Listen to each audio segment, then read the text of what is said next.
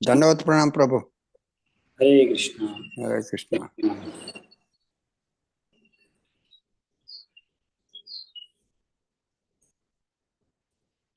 So మనం మంగళాచరణ చేసుకొని start చేద్దామంట.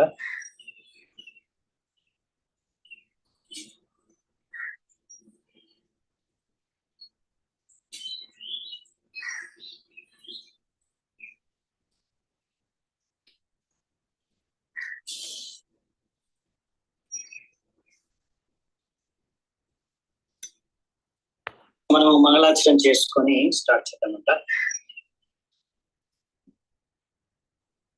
ఓం అజ్ఞానతిమిరాంధస్య జ్ఞానాంజనాశలాకయా చక్షురున్మిళితం येन తస్మై శ్రీ గురవే నమః. శ్రీచైతన్యమనోభీష్టం స్థాపితం येन భూతలే స్వయం రూపః తదా మహ్యం దదాతి స్వపదాంతికం. వందేహం శ్రీగురూన్ శ్రీయుతాపదకమలం శ్రీగురూన్ వైష్ణవాంశ శ్రీరూపం సాగ్రజాతం సహగణ రఘునాథాన్వితాం తం సజీవం సాద్వైతం సావధూతం పరిజన సహితం కృష్ణ చైతన్య దేవం శ్రీరాధా కృష్ణ పాదాన్ సహగణ లలితా శ్రీ విశాఖాన్వితాంశ. నమో ఓం విష్ణుపాదాయ కృష్ణ ప్రేష్ఠాయ భూతలే శ్రీమతే భక్తి వేదాంత స్వామినితే నామినే. నమస్తే సారస్వతే దేవే గౌరవాణి ప్రచారిణి నిర్విశేష శూన్యవాది పాశ్చాత్య దేశతారిణి. నమో మహావదన్యాయ కృష్ణ ప్రేమ ప్రదాయతే కృష్ణాయ కృష్ణ చైతన్య నామినే గౌరద్విషే నమః. హే కృష్ణ కరుణా సింధో దీనబంధు జగత్పతే గోపేశ గోపికా కాంత రాధాకాంత నమోస్తుతే. తప్త కాంచన గౌరాంగీ రాధే వృందావనేశ్వరి వృషభానుసుతే దేవే ప్రణమామి హరిప్రియ. నీలాచల నివాసాయ నిత్యాయ పరమాత్మనే బలభద్ర సుభద్రాభ్యాం జగన్నాథాయ తే నమః. వాంఛాకల్పతరుభ్యశ్చ కృపాసింధుభ్య ఏవ చ పతితానాం పావనేభ్యో వైష్ణవేభ్యో నమో నమః. శ్రీకృష్ణ చైతన్య ప్రభు నిత్యానంద శ్రీ అద్వైత గదాధర శ్రీవాసాది గౌరభక్తవృంద. హరే కృష్ణ కృష్ణ కృష్ణ హరే హరే హరే రామ రామ రామ హరే హరే. హరే కృష్ణ. అందరికీ స్వాగతం. సో ఈరోజు మన శ్రీమద్ భాగవతం కక్షంలోకి. సో మనము శ్రీమద్ భాగవతం 9వ స్కందం 14వ అధ్యాయం ఈరోజు మొదలు పెట్టాలి. సో ఈరోజు మొదలు పెడతామంట 14వ అధ్యాయం. ఈ 14వ అధ్యాయం చాలా ఇంట్రెస్టింగ్ గా ఉంటుంది. ఈ అధ్యాయం యొక్క పేరు వచ్చేసి king Pururava enchanted by Urvashi. అంటే ఊర్వశిని చూసి పురూరవ రాజు మోహితుడైతాడు. సో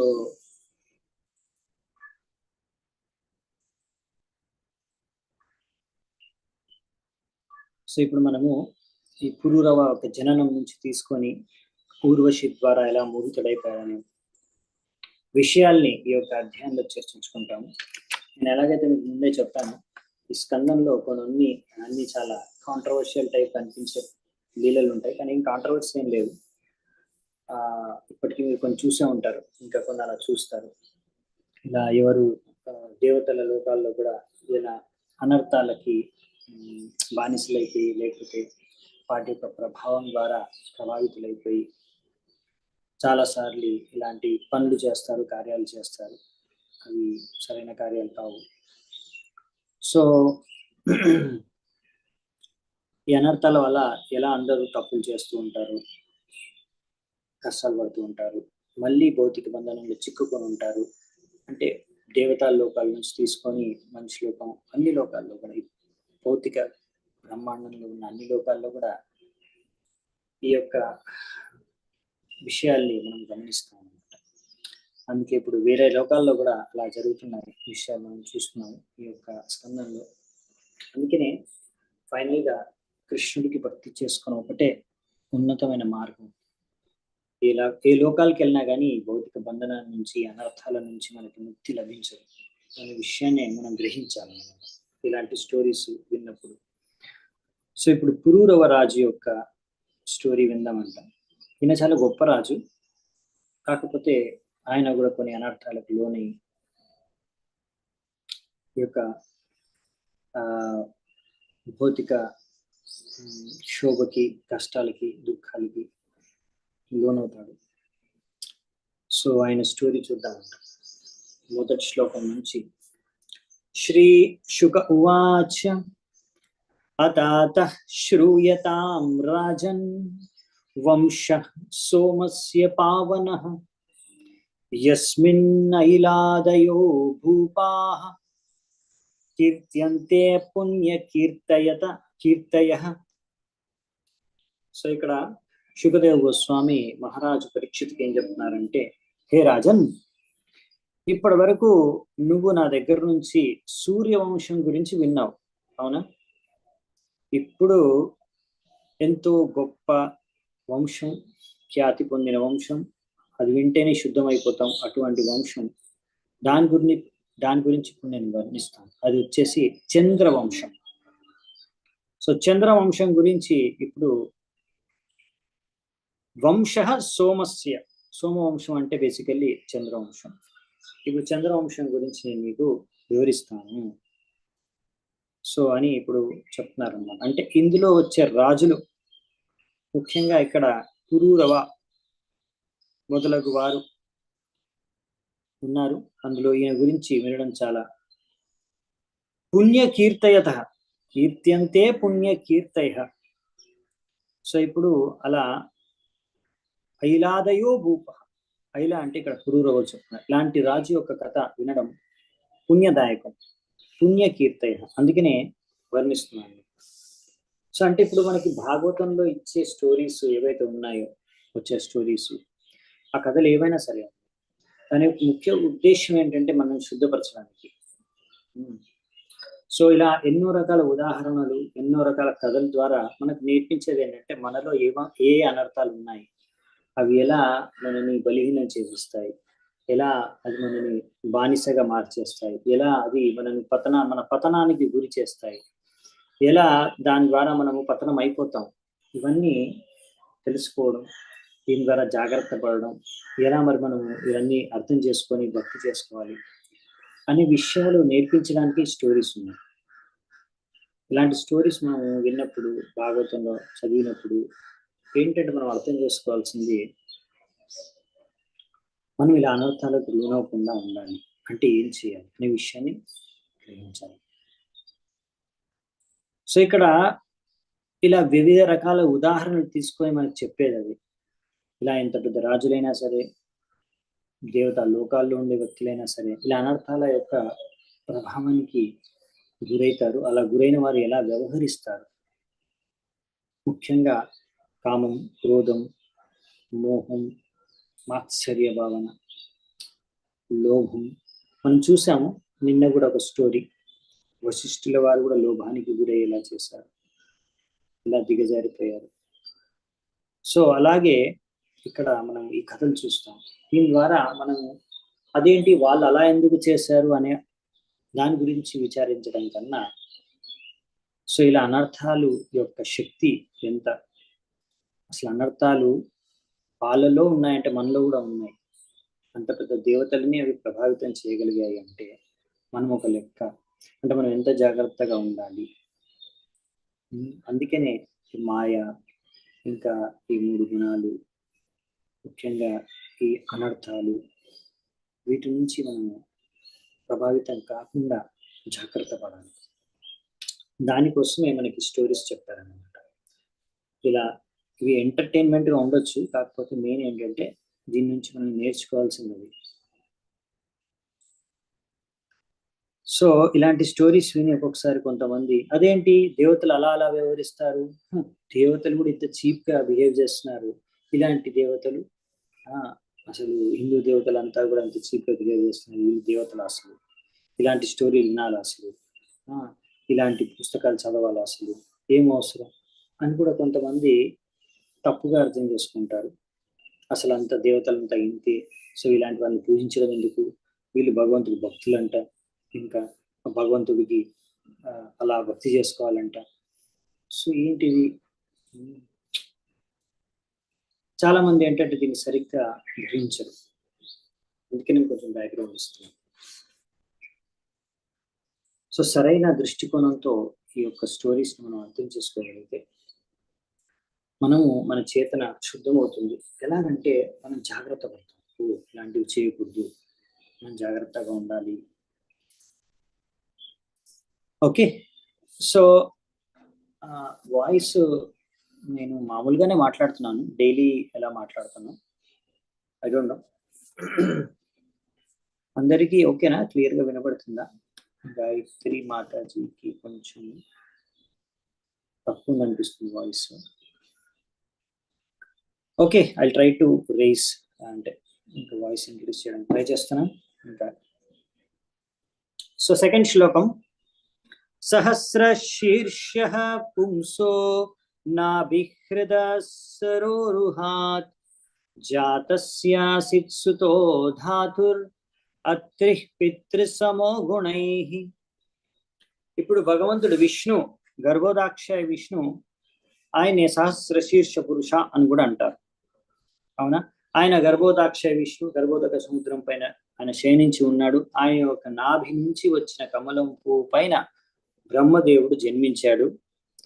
ఆ బ్రహ్మదేవుడి యొక్క పుత్రుడు ఒకరున్నారు, ఆయన పేరు అత్రి. సో ఆ అత్రి ముని కూడా బ్రహ్మదేవుడు లాగా ఎంతో యోగ్యత చెందిన వ్యక్తి. సో ఇప్పుడు అత్రి నుంచి ఇంకెవరు వస్తారో చూద్దామంట. 3వ నంబర్ శ్లోకం, తస్య దృగ్భ్యో భవత్ పుత్రః సోమో మృతమయః కిల విప్రౌషద్యుదో గణనాం బ్రహ్మణా కల్పితః పతిః.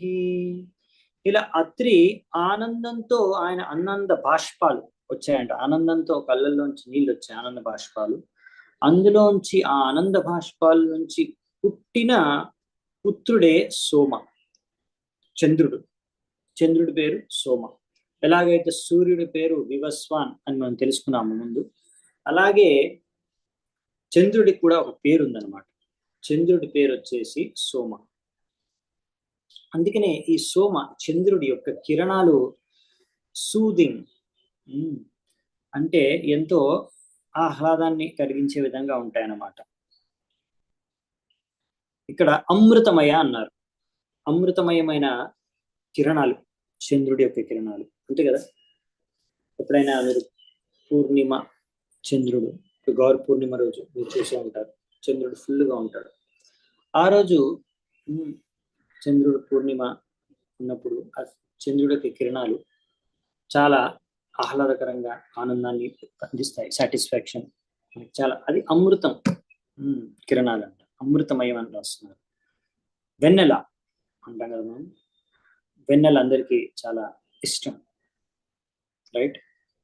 సో అదంతా చంద్రుడి యొక్క కాంతి ద్వారానే ఆ వెన్నెల అనే వాతావరణం సృష్టించబడుతుంది, పూర్ణ చంద్రుడి ద్వారా. సో అది ఇక్కడ అసలు ఆ చంద్రుడి జననం వెనకాల ఇదనమాట. ఆనందంతో యాక్చువల్లీ అత్రిముని యొక్క ఆనంద బాష్పాల నుంచి ఆయన పుట్టాడు కాబట్టి ఆయన నుంచి వచ్చే కాంతి కూడా మనకు ఆనందాన్ని ప్రసాదిస్తుంది. సో బ్రహ్మదేవుడు ఈ చంద్రుడిని appointed him the director of Brahmanas, drugs and luminaries. So ఆయనకి ఇలా బ్రాహ్మణ కల్పితాపతి, ఆయన ఒక పదవి ఇచ్చారంట బ్రహ్మదేవుడు. ఉడుగణన ఔషధి, ఔషధాలకి, ఇంకా ఇంకా నక్షత్రాలు అంటే చాలా వెలుగునిచ్చే వస్తువులన్నిటికీ, ఇంకా బ్రాహ్మణులకి అందరికీ కూడా ఒక పతిగా చంద్రుడిని నియమించారంట. అధిపతిగా. సో ఇప్పుడు మనము వైదిక శాస్త్రాల అనుసారంగా సోమదేవుడు అంటే చంద్రదేవుడు ఇలా చంద్రమా మనసో జాత, భగవంతుడి యొక్క మనస్సు నుంచి పుట్టాడండి మానసు. సో కానీ ఇక్కడ మనం ఏం చూస్తున్నాం, అత్రిముని యొక్క కళ్ళల్లోంచి వచ్చిన నీళ్ళ ఆనంద భాష్పాల నుంచి పుట్టారని రాశారు కదా. అదేంటి, ఒక చోట భగవంతుడి యొక్క మనస్సు నుంచి చంద్రుడు పుట్టారని చెప్పారు, ఇక్కడేమో అత్రిముని కళ్ళ బాష్పాల నుంచి ఆనంద బాష్పాల నుంచి పుట్టారని చెప్తున్నారు. ఇదేంటి కాంట్రడిక్టరీగా ఉంది కదా అంటే అదేమే కాంట్రడిక్టరీ కాదండి. ప్రతి కల్పంలో ఒక్కొక్క విధంగా దేవతలు జన్మిస్తారు, కొంచెం డిఫరెన్సెస్ ఉంటాయి, కల్పభేదం అంటారు. అందుకనే ఇక్కడ మనం చూసేది వేరే కల్పలో జరిగింది, అది ముందు విన్నది అది ఇంకో కల్పంలో జరిగిన విషయాలు. ఇక్కడ పురాణాల్లో ఏంటంటే ఎన్నో కల్పల్లో, ఇంకా చెప్పాలంటే వివిధ రకాల బ్రహ్మాండాల్లో జరిగే విషయాలు కూడా ఇక్కడ రాస్తారు పురాణాల్లో. ముఖ్యంగా వివిధ రకాల కల్పాల్లో ఉండే విషయాలు మనం చదువుతాం. సో అందుకనే ప్రతి ఇయర్ సమ్మర్ ఉంటుంది, అలాగే ప్రతి కల్పలో కూడా ఇలా దేవతల యొక్క జననం అనేది జరుగుతూ ఉంటుంది. సో ఈ విధంగా వేరే కల్పంలో జరిగిన విషయం అన్నమాట. సో అందుకనే ఆనందంగా రెండు రకాల ఆ కళ్ళల్లోంచి నీళ్లు దుఃఖంలో కూడా రావచ్చు, ఆనందంతో కూడా వస్తాయి కళ్ళల్లోంచి నీళ్లు. దుఃఖంలో వచ్చే కన్నీళ్ళు అవి చాలా వేడిగా అంటే కనీసం వెచ్చగానే ఉంటాయి, రైట్? అవి వేడి వెచ్చదనం మీరు ఫీల్ అవుతారు దుఃఖంలో వచ్చే కన్నీళ్ళ ద్వారా, అవి కళ్ళల్లోంచి వచ్చినప్పుడు. అవే మీరు ఆనందంతో వచ్చినప్పుడు కళ్ళల్లోంచి నీళ్ళు, అవి ఆనంద బాష్పాలు, అవి చాలా సూదింగ్గా ఉంటాయి అన్నమాట, అమృతమై. సో విశ్వనాథ్ చక్రవర్తి ఠాకూర్ చెప్తున్నారు, ధృక్ప్య ఆనందాశ్రుభ్యేత్ అత ఏవామృతమయ. ఇక్కడ ఏం చెప్తున్నారంటే ధృగ్భ్య అంటే ఆనందంతో వచ్చే కన్నీళ్ళు అన్నమాట, ఆనందాశ్రుభ్య, అవునా? ఆనందంతో వచ్చే అశ్రువులు అవి ఏంటంటే ఏవామృతమయ, అమృతమయం, అవి అమృతం లాగా అవి ఆనందాన్ని ఆహ్లాదాన్ని ప్రసాదిస్తాయి. సో అందుకనే ఇక్కడ మనకి ఒక శ్లోకం కోట్ చేస్తున్నారు 4th canto నుంచి. అత్రే పత్న్యనసూయాత్రీన్ జగ్నే సుయశ సుతాన్ దత్తం దుర్వాససం సోమం ఆత్మేషా బ్రహ్మ సంభవాన్. సో మనకి 4వ స్కందంలో మనం చదువుకున్నాము, అక్కడ అనసూయ అత్రిముని యొక్క భార్య, ఆమెకు 3 సంతానం, పుత్ర సంతానం కలిగారు, సోమ, దుర్వాస, ఇంకా దత్తాత్రేయ. అప్పుడు ఇక్కడ ఆ సమయంలో చెప్పింది ఏంటంటే అనసూయకి గర్భవతి ఎలా జరిగిందంటే అత్రిముని యొక్క కన్నీళ్ళు అంటే ఇక్కడ బేసికలీ ఆనంద బాష్పాలు, కళ్ళ నుంచి వచ్చిన నీళ్ళ ద్వారా అనసూయకి గర్భం దాల్చిందన్నమాట, గర్భవతి అయింది ఈ కన్నీళ్ళు ద్వారా. సో ఇది చాలా స్పెషల్ అన్నమాట, ఇలా సాధారణంగా జరగదు కానీ ఇలా స్పెషల్ పర్సనాలిటీస్ దేవతలు ఇలా జరుగుతుంది. 4వ నంబర్ శ్లోకం. సోయజత్ రాజసూయేన విజిత్య భువనత్రయం పత్ని బృహస్పతిర్దర్పా తారాం నామాహరత్ ఫలాత్. సో ఇప్పుడు భూలోకాల్ని జయించినాడు సోమదేవుడు, చంద్రుడు అంటే పైలోకాలైన స్వర్గలోకం, మర్చలోకం, కింది లోకాలన్నీ కూడా. తర్వాత ఈ సోమదేవుడు ఒక గొప్ప యజ్ఞాన్ని చేశాడంట, రాజసూయ యజ్ఞం.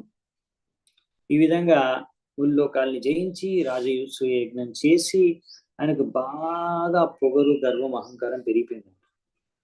అలా బాగా మదమెక్కినప్పుడు ఏం చేశాడంటే బృహస్పతి యొక్క భార్య అయిన తార, ఆమెను అపహరించాడు, కిడ్నాప్ చేసేసాడంట.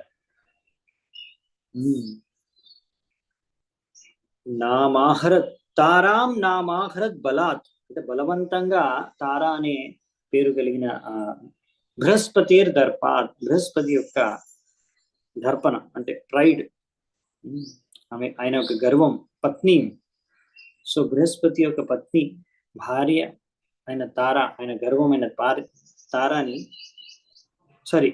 ఆ తారాని గర్వంతో ఈ యొక్క చంద్రుడు అపహరించాడు. సో బృహస్పతి యాక్చువల్లీ దేవతల యొక్క గురువు, అంటే గురువు యొక్క భార్యని అపహరించేశాడు. అది అలా అహంకారం, పొగరు, గర్వం పెరిగిపోతే అసలు వ్యక్తులు ఏం చేస్తున్నారు, ఎలా ఎవరిని అవమానిస్తున్నారు, అపమానపూర్వకంగా వ్యవహరిస్తున్నారు ఈ విషయాలు వాళ్ళకి అర్థం కావు. వాళ్ళు ఎంత గర్వంలో ఉంటారంటే ఏం చేసినా అసలు కరెక్టే అనుకుంటారు, వాళ్ళు ఏం చేసినా ఓకే అనుకుంటారు, ఏమైనా చేయొచ్చు అనుకుంటారు.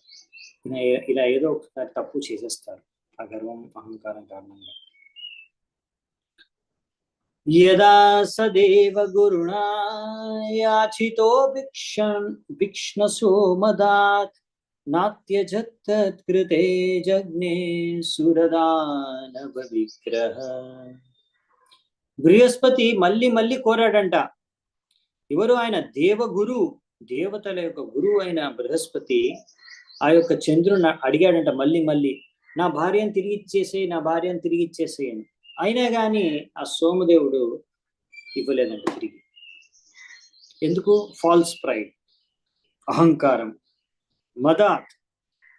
మదమెక్కిపోయింది ఆయనకి అహంకారం ద్వారా, గర్వం ద్వారా. తర్వాత ఏం జరిగింది?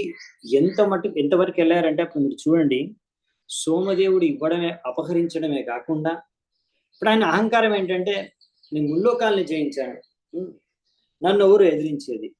సో ఆయన గురువుని కూడా లెక్క చేయట్లేదు. గురువు ఒక భార్యని అపహరించి గురువు వేడుకుంటున్నా ఇవ్వట్లేదంట తిరిగి. ఇంకా ఏం చేశాడు?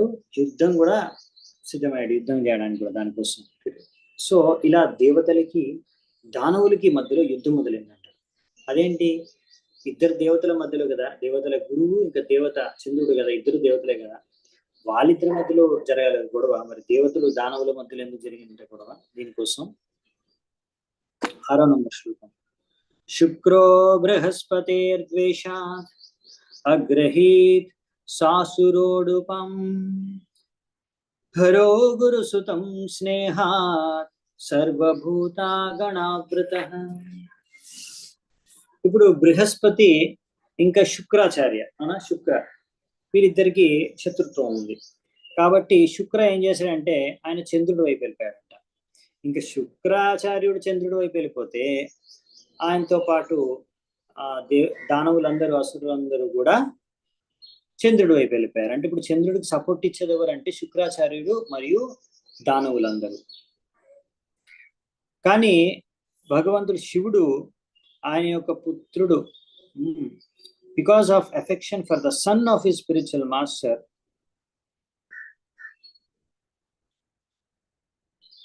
Join the side of Brihaspati. శివుడు మాత్రం బృహస్పతి వైపు నుంచి యుద్ధం చేశారంట. ఆ విధంగా శివుడితో పాటు ఆయనతో ఉండే భూత ప్రేత పిశాచులందరూ కూడా, ఆయన అనుచరులందరూ కూడా ఇక్కడ బృహస్పతి వైపు నుంచి యుద్ధం చేస్తారంట. చూడండి, ఇప్పుడు చంద్రుడు ఒక దేవత అయినప్పటికీ ఇప్పుడు ఆయన దేవతల అగెయిన్స్ట్ గా దేవతలతోనే యుద్ధం చేస్తున్నాడు. అది ఎవరు సహాయం తీసుకొని? శుక్రాచార్యుడు, బృహస్పతి యొక్క శత్రువు అయిన శుక్రాచార్యుడు యొక్క సహాయంతో, ఇంకా మిగతా అసురులందరి సహాయంతో ఆయన కలిసి బృహస్పతి వైపే పైన యుద్ధం చేస్తున్నాడు. అందుకే బృహస్పతి పైన ఇలా యుద్ధానికి వస్తున్నాడు అనేసి చంద్రుడు, ఇంకా శివుడు ఆ బృహస్పతి పైన ఎంతో కృపతో, ప్రేమతో ఆయన వైపు వచ్చాడంట. ఎందుకంటే ఇప్పుడు ఇక్కడ ఏమంటారంటే శివుడి యొక్క గురువు యొక్క కొడుకు అంట బృహస్పతి. శివుడి యొక్క గురువు యొక్క కొడుకు ఎలా బృహస్పతి అంటే, బృహస్పతి యొక్క తండ్రి అంగీర. సో శివుడు అంగీరముని నుంచి జ్ఞానాన్ని పొందాడు. అందుకే శివుడు అంగీరముని తన గురువుగా స్వీకరించి, ఆ విధంగా నా గురువు యొక్క పుత్రుడైన బృహస్పతి ఆయన పైన ఇలా అత్యాచారం జరుగుతుందనేసి వెంటనే ఆయన వైపు వచ్చి ఆయనకు తోడుగా ఉండి ఆయన తరఫున యుద్ధం చేస్తున్నాడంట. అందుకనే ఈ విధంగా ఆయన వైపు నుంచి శివుడు యుద్ధం చేస్తున్నాడు. సో ఈ విషయము అందరికీ తెలిసిందేనంట. శ్రీధర స్వామి వారు రాస్తున్నారు, అంగీరస సాక్షాత్ ప్రాప్త విద్యోహర ఇది ప్రసిద్ధ. ఇదందరికీ తెలిసిన విషయమేనంట, అంగిరముని నుంచి శివుడు జ్ఞానాన్ని పొందాడు అని. ఓకే, అంటే అది వేరే ఏదో స్టోరీలో ఉంది దానికి సంబంధించింది, అది ఇప్పుడు మనం అక్కడికి వెళ్ళము. సో నెక్స్ట్ వచ్చేసి 7వ నంబర్ శ్లోకం. సర్వదేవా గణపతే మహేంద్రో గురుమన్వయాత్ సురాసురా వినాశోభూత్ స్మరస్తారకామయః. ఇంద్రుడు ఇంకా ఆయనతో పాటు ఉన్న దేవతలందరూ కూడా కలిసి బృహస్పతి వైపు నుంచే యుద్ధం చేశారు. కాబట్టి ఒక భయంకరమైన భీషణమైన యుద్ధం మొదలైంది. ఇలా ఇరువైపుల నుంచి దేవతలు దానవులు ఒకరినొకరు నరుక్కుంటున్నారు, చంపుకుంటున్నారు. ఎవరి కోసం? తారా ఒక భార్య కోసం. సో తారా కోసం ఇలా దేవతలు దానవుల మధ్యలో యుద్ధం జరిగింది. చూసారా? సో ఒక అహంకారం, గర్వం, ఇలా ఎటువంటి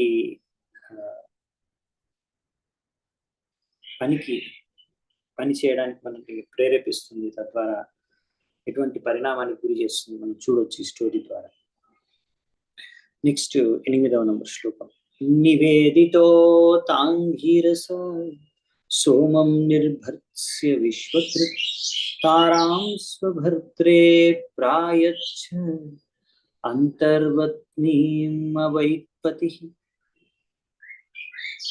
ఎప్పుడైతే బ్రహ్మదేవుడు ఈ విషయం గురించి ఏం జరుగుతుంది, ఏం జరిగిందనే విషయం గురించి మొత్తం అంగిరమునికి చెప్పిన తర్వాత అప్పుడు అంగిరముని బ్రహ్మదేవుడికి మొత్తం చెప్పేశాడు జరిగిందంతా. బ్రహ్మదేవుడికి చెప్పిన తర్వాత బ్రహ్మదేవుడు ఈ చంద్రుణ్ణి బాగా తిట్టాడు అనమాట, సోమదేవుడిని. ఏంటి నువ్వు అసలు ఎలా చేస్తున్నావు ఏంటని.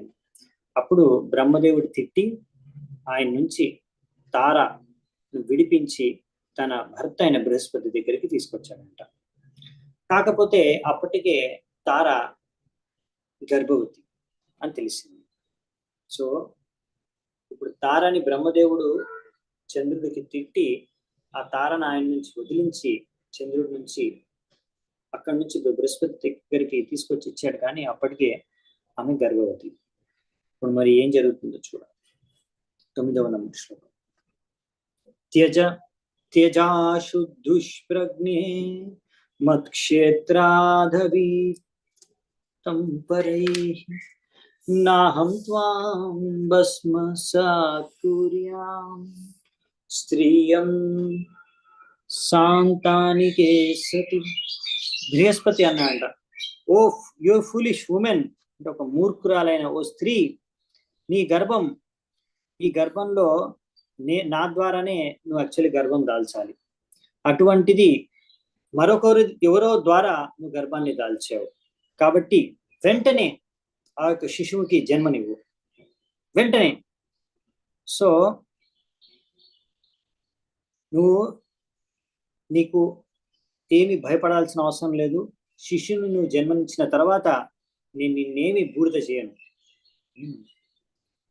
నాకు తెలుసు నువ్వు పతివ్రతవి కాదని, నీకు ఒక పుత్ర సంతానం కావాలని కోరికుందని, అందుకనే నేను నిన్ను దండించను అని చెప్తున్నాను. సో ఇక్కడ చాలా ఇంట్రెస్టింగ్ పాయింట్ అనమాట. ఇక్కడ బృహస్పతి తన భార్యకి ఇలా అంటాడు. ఇందులోంచి మనం ఏం అర్థం చేసుకోవాలనే విషయాన్ని తాత్పర్యంలో ప్రభుపాదులు వివరిస్తున్నారు. ఇప్పుడు తార బృహస్పతి యొక్క భార్య, ఆయనతో వివాహం జరిగింది కాబట్టి ఆమెకు గర్భం దాల్చాలి అంటే అది బృహస్పతి ద్వారానే ఆమె గర్భవతి అవ్వాలి. కానీ ఇప్పుడు ఆమె బృహస్పతి ద్వారా గర్భవతి అవ్వలేదు, దానికి బదులుగా సోమదేవుడైన చంద్రుడి ద్వారా అయింది. ఆమెనే అంటే దానికి అంగీకరించింది కాబట్టి ఆ విధంగా ఆమె పతివ్రత నారి కాదు. కానీ ఇప్పుడు అయినా కానీ బృహస్పతి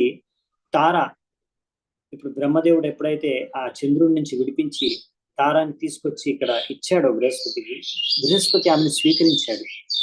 ఎందుకంటే ఎప్పుడైతే ఆయన చూశాడో ఇలా తార గర్భవతి అని, వెంటనే సరే ఆ సంతానాన్ని నువ్వు జన్మనిచ్చేసి అని చెప్పేశాడు. కాబట్టి తారకు భయం అనమాట. ఏమని, ఒకవేళ సరే నేను జన్మనిచ్చిన తర్వాత ఆయన నన్ను దండిస్తాడేమో అని భయం ఉంది తారాలో. అందుకే బృహస్పతి అంటున్నాడు, నేను నిన్నేమి దండించను, నేనేం బూడి చేయను, కాబట్టి నువ్వేం భయపడాల్సిన అవసరం లేదు, నువ్వు పతివ్రతవి కాదని కూడా నాకు తెలుసు, అయినా కానీ నువ్వు ఇలా ఇప్పుడు గర్భం దాల్చావు ఇంకొకరి ద్వారా, అది తెలిసి కూడా, ఎందుకంటే నువ్వు పుత్ర సంతానం కావాలి కాబట్టి నువ్వు ఆయన దగ్గర నుంచి అంగీకరించి ఆయన ద్వారా వాడి గర్భాన్ని దాల్చావు, అవన్నీ నాకు తెలుసు, అయినా నిన్ను నేనేమి దండించను, నువ్వు జన్మనిచ్చేసే సంతానాన్ని అని ఆమెకు బృహస్పతి ఆదేశం ఇచ్చాడు. తత్యాజ వ్రీడితా తార కుమారం కనక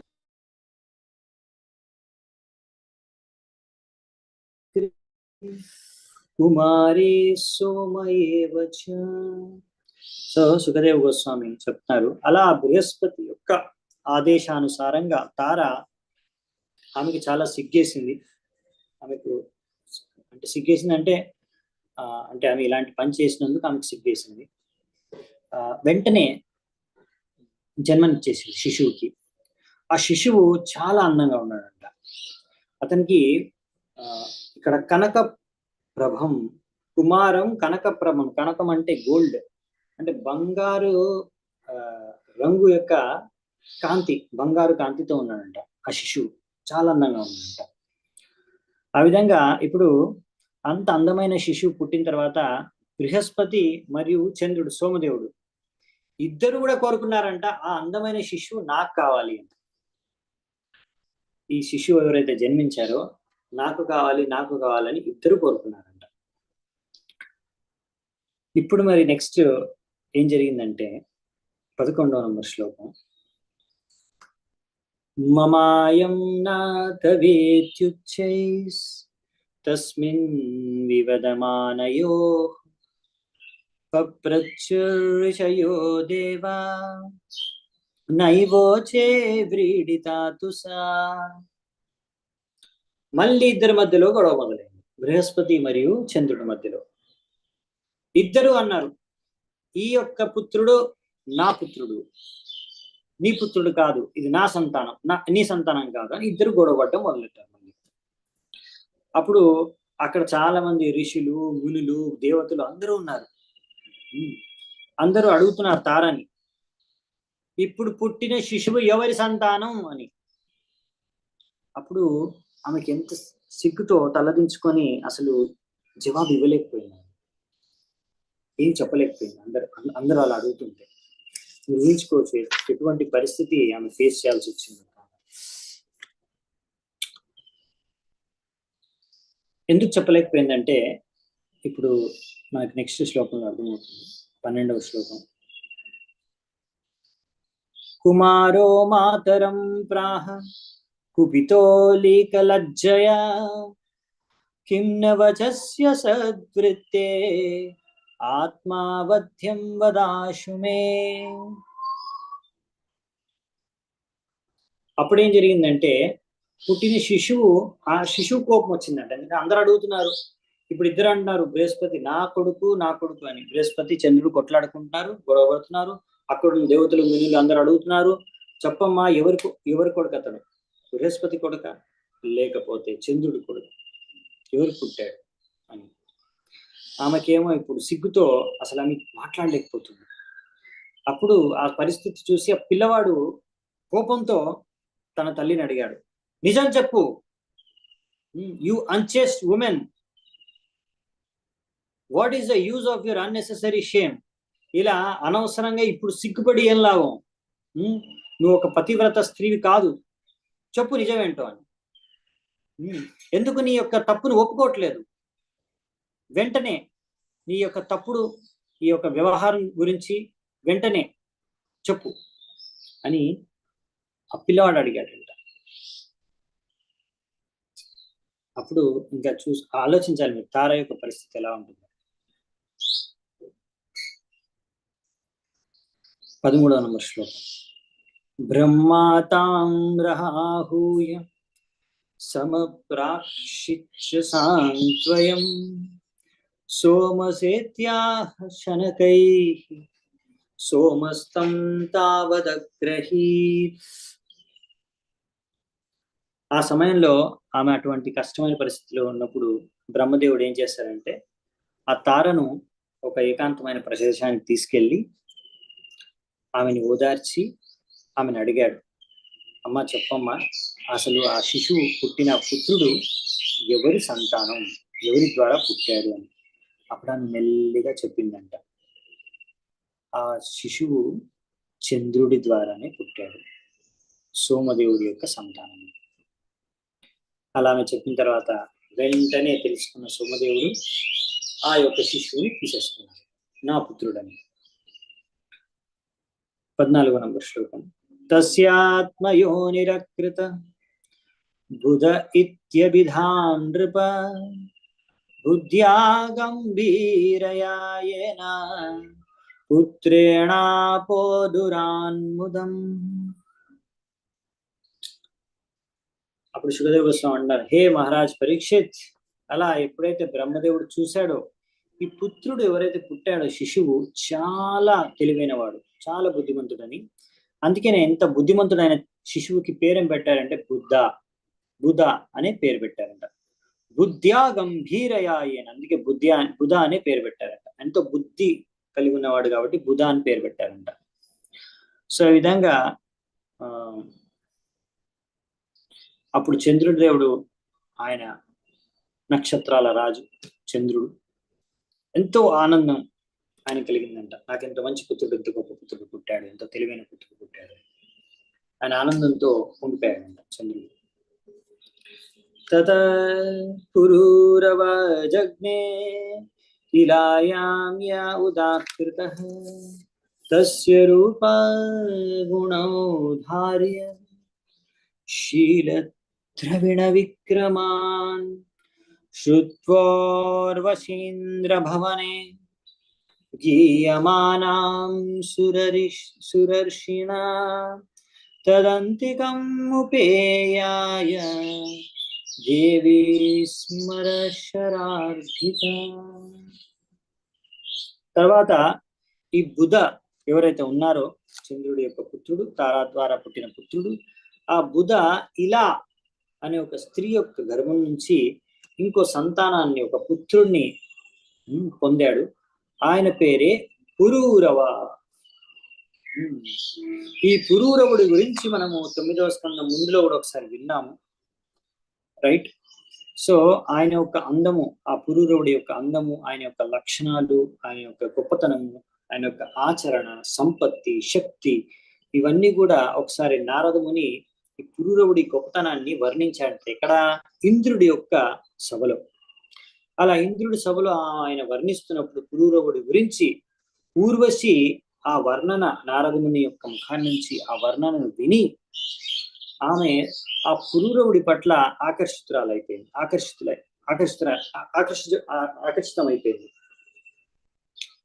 సో ఆ విధంగా అప్పుడు ఆ ఊర్వశి మదనుడి యొక్క బాణాల ద్వారా ప్రభావితమై ఆమె పురూరవుడి దగ్గరికి వెళ్ళింది. సో ఇప్పుడు ఇంకొక బ్యాక్గ్రౌండ్ కూడా ఉంది. ఊర్వశి ఇలా, ఇప్పుడు పురూరవుడు ఏంటంటే ఇప్పుడు ఒక మానవుడు, రాజా. ఓకే, ఊర్వశి వచ్చేసి దేవతాలోకంలో ఉండే అప్సరస.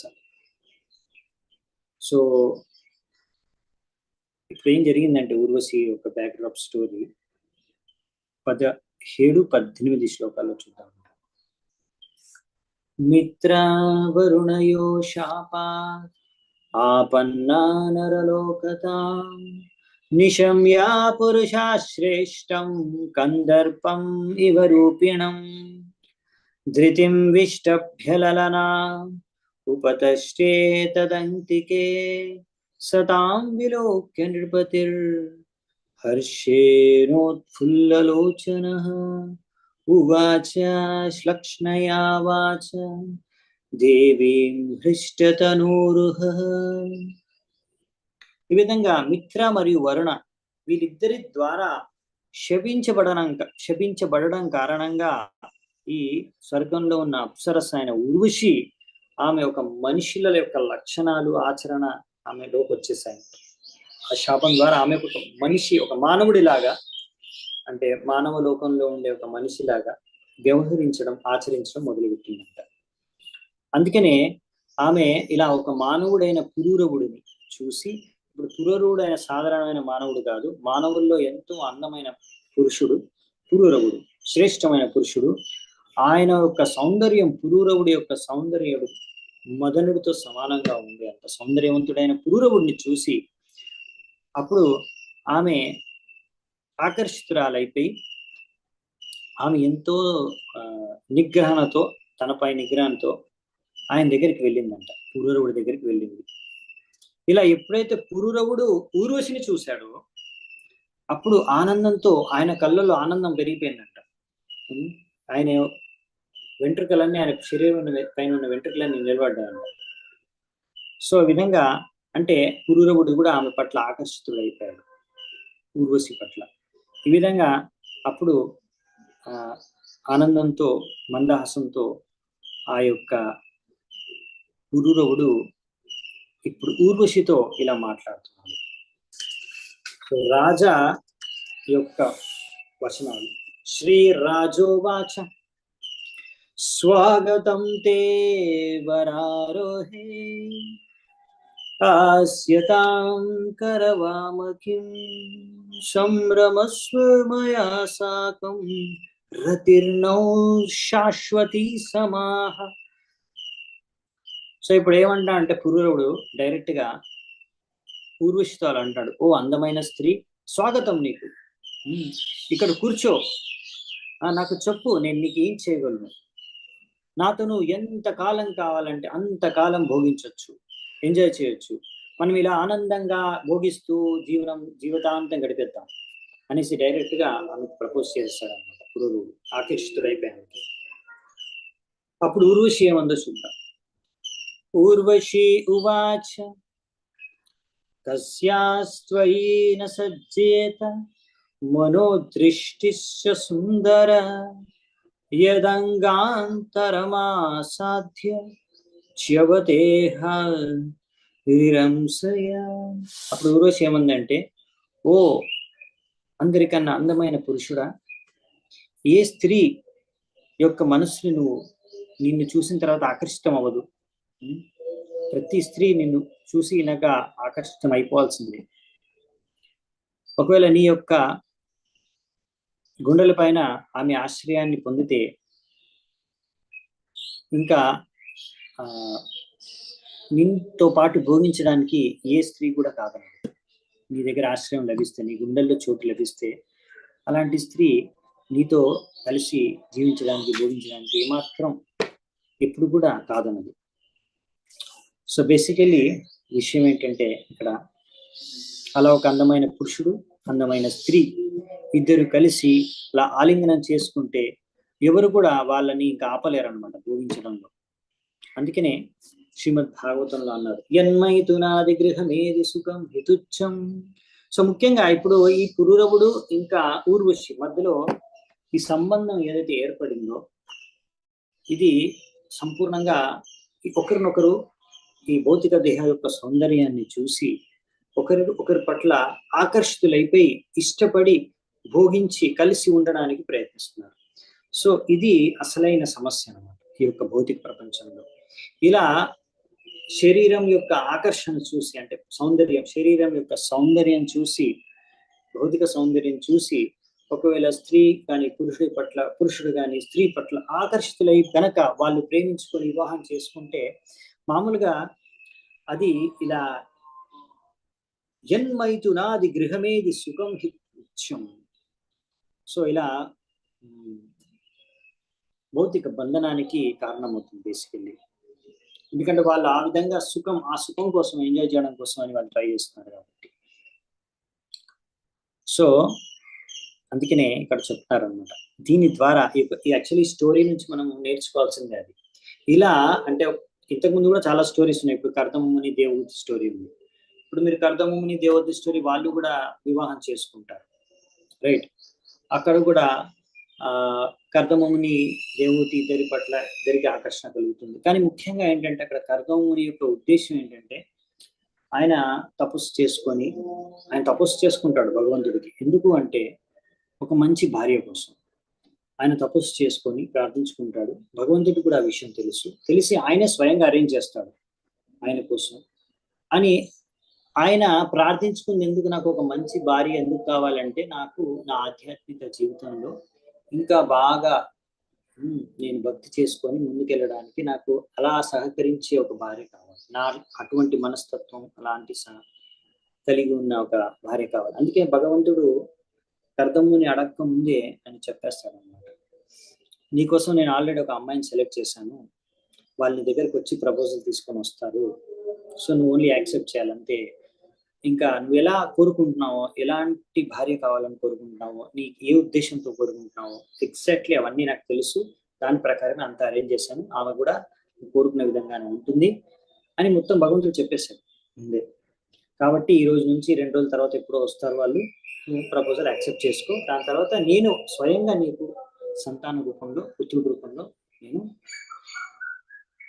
అవతారం తీసుకుంటాను, నీ యొక్క పుత్రుడి రూపంలో నేను జన్మిస్తాను అని భగవంతుడు స్వయంగా చెప్పాడు కర్దమునికి. సో అలా చాలా ఆదర్శంగా ఎలా ఉండాలి, వివాహం అలా ఎందుకు చేసుకోవాలి, అవన్నీ విషయాలు కూడా మనకు భాగవతంలో ముందు చెప్పారు. తద్వారా దేవహూతి కర్దముని వాళ్ళిద్దరు కూడా వాళ్ళ జీవితాల్ని ధన్యం చేసుకొని, సార్థకం చేసుకొని, భక్తి చేసుకొని భగవద్ధామాన్ని తిరిగి వెళ్ళిపోయారు.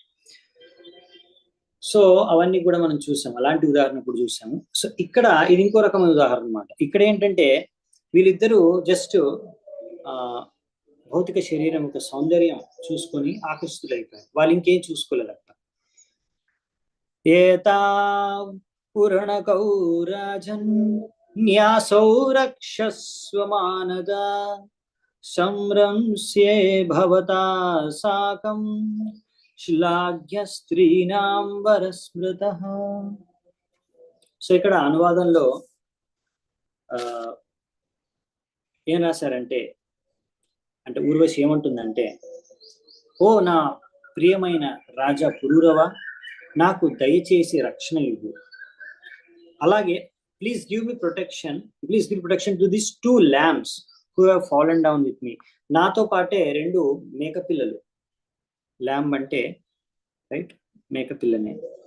సో నాతో పాటు పురుణకౌ ఏతౌ, ఈ 2 మేకపిల్లలు కూడా నాతో పాటు ఉన్నాయి, నాతో పాటే పడిపోయాయి, పతనం అయిపోయాయి. సో వీటికి కూడా రక్షణ కల్పించు. నేను అసలైతే స్వర్గానికి చెందిన దాన్ని, నువ్వేమో ఈ పృథ్వీలోకానికి, మానవ లోకానికి చెందిన వాడివి. అయినా కానీ నేను నీతో భోగించడానికి సిద్ధంగా ఉన్నాను, నాకు ఏమాత్రం అభ్యంతరం లేదు నిన్ను నా భర్తగా స్వీకరించడానికి, ఎందుకంటే నువ్వు అన్ని విధాలుగా నాకన్నా శ్రేష్టమైన వాడివి. కాకపోతే ఆమెకు కండిషన్ ఏంటంటే నాతో పాటు ఉన్న 2 మేకపిల్లల్ని కూడా రక్షించాలి, రక్షణ కల్పించాలి అని చెప్తుంది. సో ఇక్కడ మనం చూస్తాము నెక్స్ట్. సో తాత్పర్యంలో రాస్తున్నారు, ఇలా ఎన్నో లోకాలు ఉంటాయి ఈ యొక్క భౌతిక ప్రపంచంలో, బ్రహ్మాండంలో. ఇక్కడ ఊర్వశి ఎందుకు వచ్చిందంటే, ఇక్కడ ఇప్పుడు ఈ మానవ లోకానికి మిత్ర మరియు వరుణ వాళ్ళిద్దరు కూడా ఆమెకు శపించారు గనక, అవునా. సో స్వర్గలోకంలో ఉండే స్వర్గవాసులు ఈ భూమి మీద ఉండే మనుషుల కన్నా కూడా ఎంతో శ్రేష్టమైన దేహం, శ్రేష్టమైన వ్యక్తులు, అన్ని విధాలు కూడా శ్రేష్టమైన వారు. కాబట్టి ఊర్వశి ఒక విధంగా చెప్పాలంటే ఆమె చాలా శ్రేష్టమైన లోకమైన స్వర్గం నుంచి వచ్చింది. ఇప్పుడు పురూరవేమో ఈ మర్త్యలోకంలో ఉండే పృథ్వీ పైన ఉన్న రాజు. కాబట్టి ఒక విధంగా చెప్పాలంటే ఆమె ఈయన కన్నా కూడా శ్రేష్టం ఆయన స్థలం నుంచి వచ్చింది. కాబట్టి ఆమె ఇక్కడ అంటుంది ఏంటంటే, అయినా కానీ నేను నిన్ను వివాహం చేసుకుంటాను, ఎందుకంటే నువ్వు మానవ లోకంలో ఉన్నా కానీ నువ్వు అన్ని విధాలుగా నాకన్నా శ్రేష్ఠుడిగా అంటుంది. సో ఇక్కడ ఏంటంటే ప్రిన్సిపల్ ఏంటంటే, ఇది ఒక ఇంపార్టెంట్ విషయం తెలుసుకోవాల్సింది. A woman who finds a man with superior qualities may accept such a man as her husband. So ఇప్పుడు ఆమె ఊర్వశి ఈ పురూరవుణ్ణి ఎందుకు స్వీకరిస్తుంది ఒక భర్తగా అంటే, ఆమె ఆల్రెడీ విన్నది కొంచెం నారదముని నుంచి పురూరవుడి గురించి విని ఆల్రెడీ ఆకర్షితులైపోయింది అక్కడ, ఆకర్షితురాలైపోయింది అక్కడ, రైట్.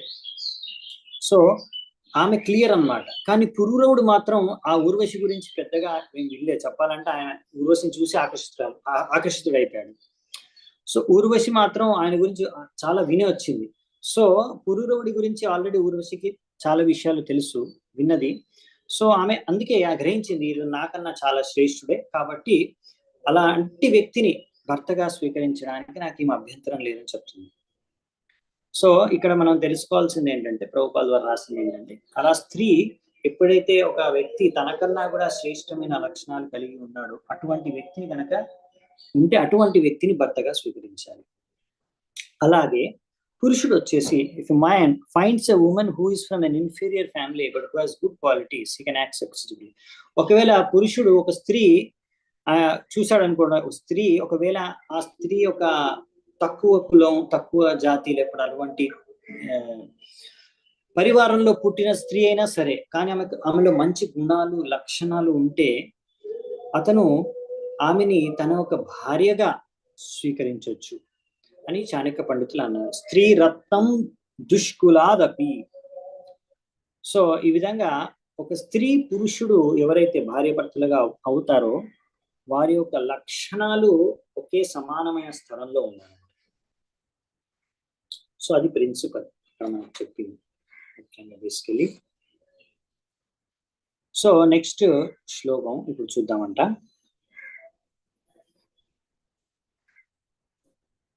22వ శ్లోకం.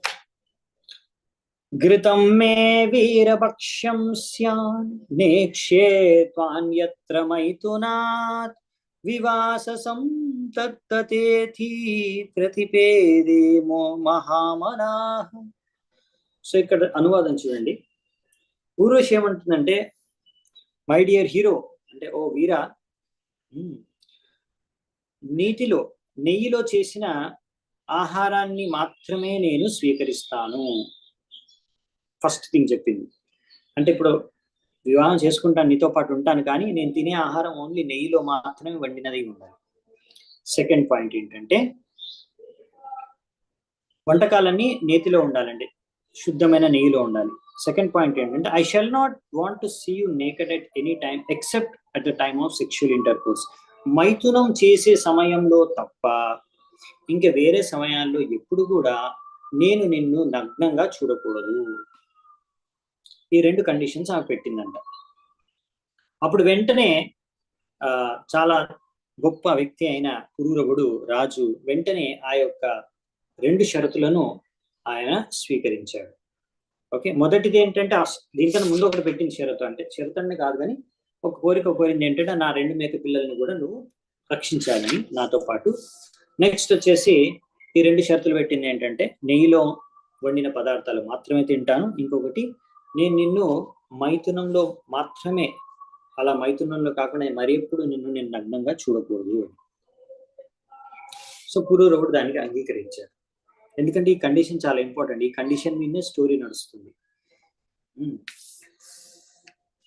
నెక్స్ట్ 23వ శ్లోకం. అహో రూపం అహో భావో నరలోక విమోహనం కోన సేవేత మనుజో దేవీం త్వాం స్వయమాగతాం. పురరోడు ఏమంటా అంటే, ఓ అహో రూపం, ఎంతో రూపవతి అయిన నువ్వు, నీ యొక్క సౌందర్యం అద్భుతం, నీ యొక్క భావాలు అన్ని అద్భుతం. సో ఆయన ఇప్పుడు సంపూర్ణంగా ఆకర్షితుడైపోయాడు పురూరవుడు, అన్నిటికీ అంగీకరిస్తున్నాడు, ఓకే చెప్పేస్తున్నాడు. నువ్వు అసలు మొత్తం నరలోకానికే మొత్తం విమోహితం, అంటే విమోహనం అంటే ఆకర్షితం చేయగలవు. కాబట్టి నువ్వు నీ అంతటకు నువ్వే ఆ స్వర్గలోకం నుంచి దిగి ఈ భూమి మీదకి వచ్చావు నా కోసం. సో నువ్వు ఒక దేవతవి. అలాంటి నీ దేవత దిగి వచ్చి నా కోసం వచ్చినప్పుడు నాలాంటి వాడు ఎవరైనా సరే ఎలా కాదనగలరు అని ఇక్కడ చెప్తున్నాను అనమాట. అంటే పురూరవుడు ఏంటంటే సంపూర్ణంగా అంగీకరిస్తున్నాడు అనమాట. సో ఇప్పుడు ఊర్వశి యొక్క వాక్యాల నుంచి మనం ఏం అర్థం చేసుకోవచ్చు అనేది ప్రభుపాదుల వారి ఇక్కడ రాస్తున్నారు, మనం చూద్దామంట. సో అంటే అక్కడ ఉన్న స్టాండర్డ్ ఆఫ్ లివింగ్, అంటే ఎలా ఉంటుంది, అక్కడ ఉండే వాళ్ళు ఆహారం ఏం తీసుకుంటారు, ఎలా జీవిస్తారు అనే విషయం మనం అర్థం చేసుకోవచ్చు అంట ఊర్వశి యొక్క వాక్యాల నుంచి. రైట్. స్వర్గలోకాల్లో ఉండే వారి స్టాండర్డ్ భూమి మీద ఉండే వారి స్టాండర్డ్ డిఫరెంట్ అనమాట. స్వర్గలోకంలో ఉండే వాళ్ళు ఇలాంటి గుడ్లు, మాంసం, ఇలాంటి చెత్త చెదారం అంతా కూడా తినరు అనమాట. వాళ్ళు ఏం తిన్నా అది నెయ్యిలో మాత్రమే వండిన ఆహారాన్ని తింటారంట. ఇప్పుడు ఇదే బయట మీరు చూస్తున్నారు, ముందు నెయ్యిలో వండేవారు, అంటే హై క్వాలిటీ ఫుడ్, స్వీట్స్ ఏవైనా సరే. కాకపోతే ఇప్పుడు మీరు చూస్తుంటారు బయట మార్కెట్లో, ఇప్పుడు నెయ్యి కూడా కాదు, నూనెతో వండడం స్టార్ట్ చేస్తారు. తర్వాత నూనె కూడా కాదు, ఇంకా ఏవో కెమికల్స్ తయారు చేసి, కెమికల్స్ అన్ని వేసి, అటువంటి కల్తీ నూనెతో ఇప్పుడు బయట అంతా కూడా వంట చేస్తారు. చాలా మందికి తెలియదు, అలాంటి కల్తీ నూనెలు తెచ్చుకొని వాటిల్లోనే వండుకుంటూ తింటూ ఉంటారు. యాక్చువల్లీ అది కరెక్ట్ స్టాండర్డ్ కాదనమాట. సో హైయర్ స్టాండర్డ్ ఏంటంటే, అలా బెస్ట్ స్టాండర్డ్ ఏంటంటే నెయ్యిలో వండడం. ప్రభుపాల్ వారు అందుకే అన్నారన్నమాట, భగవంతుడికి నైవేద్యం ఏదైతే పెడతారో నెయ్యిలో వండి పదార్థాలు భగవంతుడికి నైవేద్యం పెట్టాలి. అది అన్నిటికన్నా హైయెస్ట్ స్టాండర్డ్. నూనెలో వండడం అనేది కొంచెం లో స్టాండర్డ్ నెయ్యి కన్నా. అందులో ఇంకా కల్తీ నూనెల్లో వండడం అనేది ఇంకా లోయెస్ట్ స్టాండర్డ్ అనమాట. సో ఆ విధంగా ఇది మనం అర్థం చేసుకోవచ్చు. ఇది ఒక పాయింట్. ఇంకో పాయింట్ ఏంటంటే, స్వర్గవాసుల యొక్క స్టాండర్డ్ ఏంటంటే, ఇలా మైథునంలో పాల్గొనే సమయంలో తప్ప మిగతా సమయంలో నగ్నంగా వాళ్ళు తిరగరు, చూసుకోరు అనమాట ఒకరినొకరు. ఈ విధంగా నగ్నంగా తిరగడం, బట్టలు లేకుండా, ఇదంతా ఒక అసభ్యకరమైన సమాజంలో ఉండే సంస్కృతి. అది మనం ఇప్పుడు ఈ కలియుగంలో చూస్తుంటాం బయట. అలా నగ్నంగా తిరగడం ఒక ఫ్యాషన్ అయిపోయింది. కానీ ఇది చాలా అలాంటి సగం సగం డ్రెస్సులు వేసుకొని నగ్నంగా తిరగడం అనేది చాలా నీచమైన, అసభ్యకరమైన సంస్కృతి. ఇలా ఇంకా అలాంటి డ్రెస్సులు వేసుకొని క్లబ్బులకి, అలాంటి చోట్లకి వెళ్ళడం అనేది చాలా అసభ్యకరమైన, నీచమైన సంస్కృతి. అంటే చాలా లో స్టాండర్డ్ అనమాట, లో స్టాండర్డ్ ఆఫ్ లైఫ్. ఎందుకంటే ఇప్పుడు చాలా మంది అది హై స్టాండర్డ్ అనుకో, చాలా డబ్బున్న వాళ్ళు, అలా డబ్బున్న వాళ్ళు అంటే అలా సగం సగం బట్టలు వేసుకొని, చినిగిపోయినాయి కాదు కానీ అలా సగం సగం బట్టలు వేసుకొని నగ్నంగా తిరగడం, మందు కొట్టడం, పబ్బుల్లోకి, క్లబ్బుల్లోకి వెళ్ళడం రాత్రుల్లో. సో ఇలాంటి సంస్కృతి, సభ్యత ఏదైతే ఇప్పుడు అనుకుంటున్నారు ఇది చాలా హై స్టాండర్డ్, లేటెస్ట్, మోడర్న్, చాలా గొప్ప సంస్కృతి కాదు, చాలా నీచమైన, నికృష్టమైన, అసభ్యకరమైన సంస్కృతి అన్నమాట. అందుకే డబ్బు ఉంది కదా అని ఎలా అంటే అలా ఉంటే అది, దానివల్ల మీరు అది గొప్ప సంస్కారం అవ్వాలి. సో అందుకనే ఇక్కడ పూర్వశి నుంచి ఈ విషయం మనము గ్రహించవచ్చు. స్వర్గలోకాల్లో ఉండే వాళ్ళ సభ్యత, సంస్కృతి ఎలా ఉంటుంది. సో స్వర్గలోకాల్లో ఇలాంటివి రూల్స్, అంటే ఇలాంటివి పద్ధతి, ఇలాంటివి పాటిస్తారన్నమాట. సో అక్కడ వాళ్ళు అందంగా ఉండడమే కాదు, ఇలా వాళ్ళ యొక్క ఆచరణ, జీవన విధానం కూడా ఫస్ట్ క్లాస్ ఉంటుంది. ఓన్లీ చూడ్డానికే బాగుంటారు కాదు, వాళ్ళు ఉండే విధానం కూడా చాలా బాగుంటుంది అన్నమాట. సత్వగుణంలో ఉంటుంది. అంటే వాళ్ళు తినే ఆహారం, ఉండే జీవన శైలి అంతా కూడా సత్వగుణంలో ఉంటుందనే విషయాన్ని గ్రహించాలని ప్రభుపాల్ వారు రాస్తున్నారు. ఇక్కడ కొన్ని ఉదాహరణలు దానికి ఇచ్చారు, దాని ద్వారా మనం అర్థం చేసుకోవచ్చు స్వర్గలోక వాసుల యొక్క జీవన శైలి మరియు మర్త్యలోక వాసుల యొక్క జీవన శైలి. రైట్. సో ఇది మనం ఈరోజు చూసాము. నెక్స్ట్ ఇంకా ఉన్నాయి చాలా విషయాలు చర్చించుకోవడానికి అధ్యాయంలో. నెక్స్ట్ ఎపిసోడ్ స్టార్ట్ అవుతుంది. అసలు దీని తర్వాత ఇప్పుడు వీళ్ళిద్దరు కలిశారు, ఇప్పుడు అంతే. ఇంకా కలిసిన తర్వాత అసలు స్టోరీ స్టార్ట్ అవుతుంది. ఇప్పుడు మనం వీరు జననం, పురూరవుడి యొక్క జననం, తర్వాత ఊర్వశితో ఎలా కలయిక, ఇక్కడ వరకే చూసాము. దీని తర్వాత అతను ఎలా ఊర్వశి ద్వారా మోహితుడైపోయి ఏం జరుగుతుంది, అసలు వాళ్ళ తర్వాత వాళ్ళ సంబంధం ఎలా కొనసాగుతుంది, వాళ్ళ జీవితం అనేది చాలా ఇంట్రెస్టింగ్ గా ఉంటుంది. అది నెక్స్ట్ స్టార్ట్ అవుతుంది ఎపిసోడ్, అంటే ఇది కంటిన్యూ అవుతుంది ఎపిసోడ్లోని. మోస్ట్లీ అది రేపు చర్చించుకున్నామంట. అది స్టార్ట్ అవుతుంది నెక్స్ట్ శ్లోకం నుంచి. సో ఈరోజు ఇక్కడ ముగిస్తాను నేను. సో 23వ శ్లోకం వరకు మనం చర్చించుకున్నాము. 24 నుంచి రేపు చూసుకున్నామంట. Thank you very much. చాలా చాలా ధన్యవాదాలు మీరందరూ ఎంతో ఓపిక విన్నందుకు. హరే కృష్ణ.